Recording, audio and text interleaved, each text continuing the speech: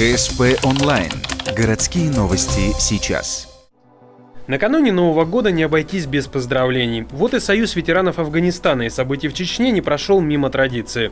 Мужчины выразили уважение к родителям и детям погибших военнослужащих. Адресов для поздравления немало. 8 семей родителей и еще 7 детей.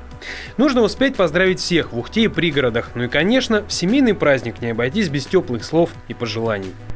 Хочется оставить все плохое в этом 2016 году.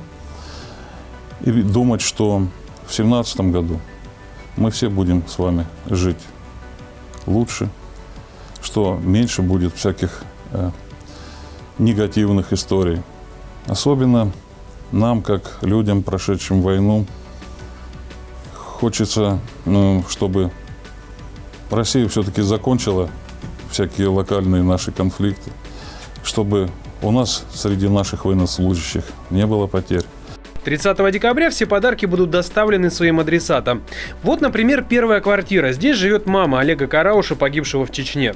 Пожилая женщина радушно приняла импровизированную делегацию. Все ли в порядке со здоровьем, радуют ли внуки и так далее.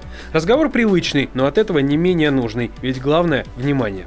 Скромный презент, общее фото и снова в путь. Нужно много успеть и проведать всех.